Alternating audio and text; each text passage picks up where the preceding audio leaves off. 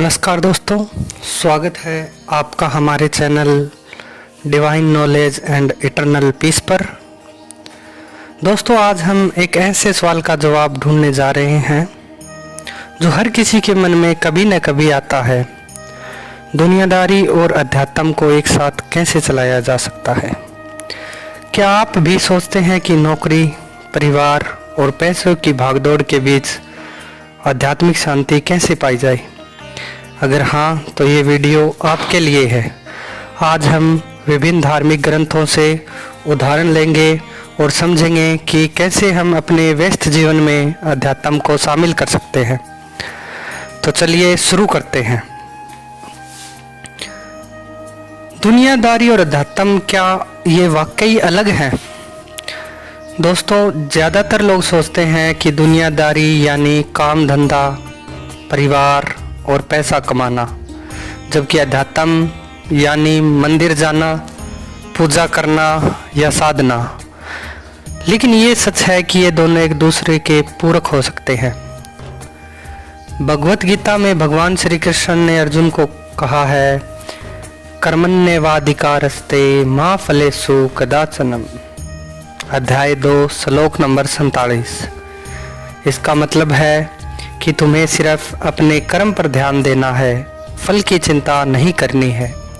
यानी अपनी जिम्मेवारियों को निभाओ, लेकिन मन को शांत और आध्यात्मिक बनाए रखो। कर्म और भक्ति का संतुलन। हिंदू धर्म में कर्मयोग और भक्ति योग का जिक्र मिलता है। श्री कृष्ण कहते हैं कि आप अपने रोजमर्रा के काम को भगवान को समर्पित करके आध्यात्मिक बन सकते हैं। उदाहरण के लिए, एक गृहस्थ अपने परिवार की सेवा को भगवान की पूजा की तरह देख सकता है। आप सब सुबह 5 मिनट भगवान का नाम लें और अपने दिन के काम को उनके नाम समर्पित करें। इससे आपका हर काम आध्यात्मिक हो जाएगा। बौद्ध धर्म में माइंडफुलनेस यानी सजगता पर जोर दिया जाता है। गौतम बुद्ध कहते हैं कि हर पल को पूरी जागरूकता के साथ जियो। चाहे आप ऑफिस मीटिंग कर रहे हो या घर पर बच्चों के साथ समय बिता रहे हो, अगर आप पूरी तरह उस पल में मौजूद हैं तो ये अपने आप में एक आध्यात्मिक प्रक्रिया है। दिन में 2-3 बार 1 मिनट रुकें, गहरी सांस लें और अपने काम पर फोकस करें। ये छोटा सा अभ्यास आपके जीवन में शांति लाएगा। बाइबल में कहा गया है, जो कुछ तुम दूसरों के लिए करते हो वह मेरे लिए करते हो। इसका मतलब है कि दूसरों की मदद करना, अपने काम को ईमानदारी से करना, ये सब ईश्वर की सेवा का हिस्सा है। अगर आप एक टीचर हैं और बच्चों को पढ़ाते हैं तो आप इसे अपना पैसा न माने, बल्कि इसे समाज की सेवा और ईश्वर की पूजा समझे। इस्लाम में भी कहा गया है कि हर काम की नीयत सही होनी चाहिए। कुरान में सूरह अल बकरा है में हज के संदर्भ में कहा गया है कि अपने काम को अल्लाह की रजा के लिए करो। यानी अगर आप अपनी नौकरी या बिजनेस को ईमानदारी और अच्छी नीयत से करते हैं तो वो भी इबादत बन जाता है। दिन की शुरुआत एक छोटी सी दुआ के साथ करें, जिसमें आप अल्लाह से अपने काम में नेकी और बरकत मांगे। सिख धर्म में एक सिद्धांत है, वंड छको, नाम जपो। यानी दूसरों के साथ बांटो और ईश्वर का नाम जपो। गुरु नानक देव जी कहते हैं कि मेहनत करके कमाओ, दूसरों की मदद करो और हमेशा वाहिगुरु का सिमरन करो।